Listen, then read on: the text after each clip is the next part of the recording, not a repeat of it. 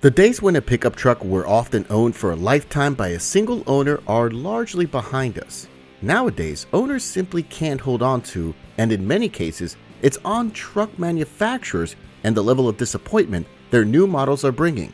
Reliability issues, disappointing performance, outdated tech, or the fact that the competition is simply better. The reasons are numerous. In this video, we present you with 6 pickup trucks owners get rid of really quickly, often already in the first year of ownership. Number 6. Toyota Tundra. Toyota redesigned its full-size pickup truck after almost 15 years, and it turns out that this transition is anything but smooth. Yes, the new generation brought significant improvements. The new truck is more luxurious and more refined, with more power and better ride quality. Moreover, the new truck brings much better towing capacity, which has been Tundra's weak point for a very long time, the aspect where it's always been behind American rivals. But despite improvements, the new Tundra faces pretty unusual problems. Probably for the first time in its history, the Tundra is not reliable. For loyal Toyota owners who appreciate reliability more than anything else, that's an unprecedented thing, because it turned out that the new turbo V6 is nowhere near as tough as the good old V8. Moreover, it became problematic the moment it was released due to certain design flaws that led to numerous cases of engine failures. Toyota was forced to recall more than 100,000 Tundras and Lexus LX models with this engine, so owners are now trying to get rid of their trucks with other problems that could occur in mind, afraid of high-cost repairs once the warranty expires. Besides reliability concerns, Tundra owners are also disappointed with the new hybrid, because despite the impressive power and torque figures, that system turns out to be a bit of a letdown in the way that benefits from electrification aren't all that significant. Tundra hybrid owners paid hefty prices to enjoy high MPG ratings, but the reality is that the numbers aren't much better compared to gas-only models, while the hybrid version of the key rival, the F-150, turns out to be more efficient. For many owners, that's plenty enough reason to get rid of it in the shortest possible period. Number 5. Jeep Gladiator. The Jeep Gladiator is another pickup that owners tend to resell pretty quickly, often within a year. Yes, this truck looks great and offers probably the best off-road performance in the class. But on the other hand, what causes big disappointment among owners is the fact that it's not a particularly versatile truck.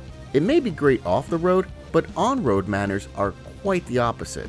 The ride is harsh and unrefined, with steering that's too vague even for a pickup truck. Add to that poor sound insulation, and it's clear why Gladiator disappoints as a daily commuter. Furthermore, the problem some owners have with this truck is its limited utility. It may feature class-leading towing capacity, but those figures are reserved for specific variants. In most cases, the ratings are lower, but even the bigger problem is the payload capacity and the fact that the Gladiator's bed is smaller compared to most classmates. The Gladiator's V6 engine isn't exactly on par with Turbo 4-powered rivals in terms of driving dynamics. At the same time, MPG ratings are low. To be honest, most truck drivers wouldn't care about these things much in the case the Gladiator was reliable, but it's not. Problems occur right after purchase, in the form of electronic glitches, infotainment troubles, and other things that may not seem critical, but frustrate owners for sure. Number 4. Nissan Titan. Nissan is currently selling out the remaining supplies of its full-size pickup truck, which ended production last summer due to its inability to keep up with the competition. We haven't seen too many updates in the last few years, but many believe that the Titan was still a pretty good choice. Good old V8 engine with respectable power combined with fairly attractive styling and a straightforward design approach, but it turned out that the Titan led many owners to disappointment. Simply, things turned out to be not as great as they looked on paper. Buyers were ready to sacrifice towing capacity and fuel efficiency, for example. But the real-world exploitation taught them that the Titan was not popular for a reason. It lags behind younger competition not just in terms of performance and efficiency, but also in terms of refinement, interior quality, and technology. Simply, it's an outdated truck, and that's why owners resell it so fast. Another reason for quick resales is the fact that the dealer network is nowhere near as good as in the case of the Big Three. Also, Titan's price depreciation is higher compared to most other trucks, so getting rid of it usually is seen as the best way to minimize losses. Number 3. Honda Ridgeline. For some, the Honda Ridgeline is the best mid-size pickup truck on the market, with superior ride quality and refinement. For others, it's quite the opposite. Simply, this truck is a unique entry in the mid-size segment, and that's why its unconventional approach leads many owners to resell it quickly, sometimes within a year. Its unibody construction offers a smoother ride and better handling than anything else in the segment, but buyers are often neglecting the weak side of such a design approach. Soon enough, they realize that the Ridgeline can't tow as much as competitors, while off-road potential is quite limited. The problem with this pickup is that many buyers misinterpret its design. They expect the truck to be capable of demanding work tasks, and they eventually end up disappointed with the fact that the Ridgeline is more suited to light-duty use and urban environments. The same thing is on the inside, where the Ridgeline looks better and offers more comfort than anything else in the segment. Still, some owners find it feel more like an SUV than a truck, which leads to a mismatch in expectations. For buyers who are looking for a rugged workhorse or off-road adventurer, the Ridgeline's numerous strengths simply don't shine bright enough, so they don't believe they should keep it long-term. Number 2. Chevrolet Silverado 1500. The Chevrolet Silverado 1500 is one of the most popular trucks on the market for a good set of reasons. It's capable, strong off-road with a wide range of powertrain options.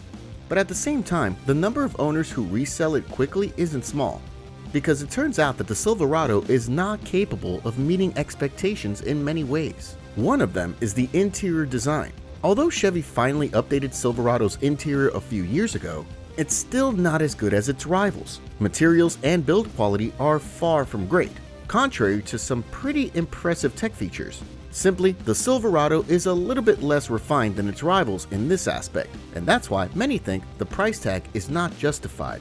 Then comes the ride quality, another aspect where the Silverado 1500 doesn't meet the expectations of many buyers. Of course, we're pretty sure that those buyers never expected the Silverado to be as refined as the Ram 1500, but it turned out that Chevy's pickup lags behind the Ford F-150 and Toyota Tundra as well, in terms of comfort, handling, and ride quality in general.